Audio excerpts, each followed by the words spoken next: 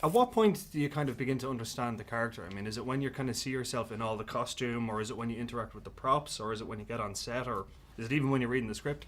I think all of those. It's a slow process of preparation, and I think with Jin, it was very much came through the physicality. It was starting to do. I started off doing martial arts training. I work very closely with the stunt team, and it's definitely, you start to see the way you move starts to change when you're doing that on a daily basis. You know, you're constantly doing these, going over the moves for her fighting. Yeah. So I think it was through her physicality that I really sort of started to feel who the character was. Do you see the character as a role model? Because, I mean, she's quite morally ambiguous at certain points. Like, she's doing kind of slightly questionable things. I mean, like, literally the first time you see her, she's in prison. Like, I mean... Do you view her as a role model, or is it more a case of she's just like a rounded character and like not really up to? I think she definitely has complexity, like all of us. Yeah.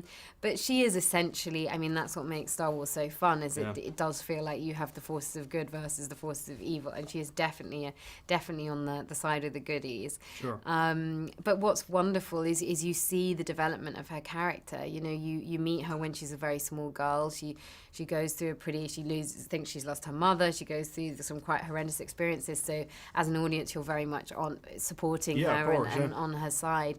But I think that's what makes her rather a special character, is that she is. You should feel that she is. You know, she is a good person. Sure. Yeah. Oh no, definitely. In terms of like working with such a big cast like this and such a diverse cast as well, I mean, were there any, I suppose, moments where, I don't want to say that we're kind of lost in translation, but were there any points, I suppose, what was the most difficult scene for you to film with the entire cast? Any one particular I think there was a lot of being in a very small space for long periods of time with all of us, but we'd all find our own little seat right. that you'd always go back to when the camera's cut. You go back to one, like... Yeah, exactly.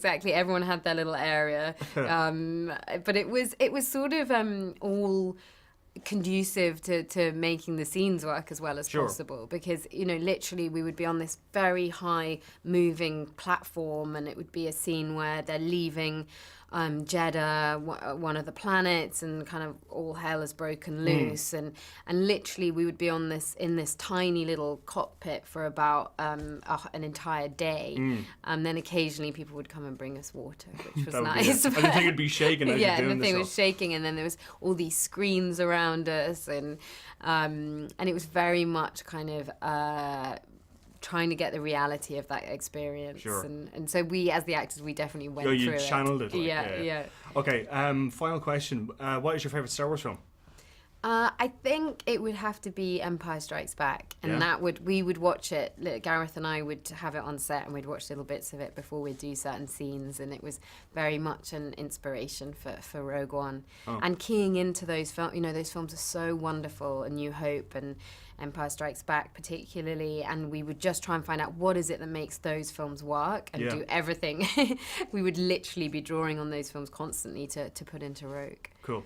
Brilliant stuff. Thanks, Mel. Thank you very much. Cheers.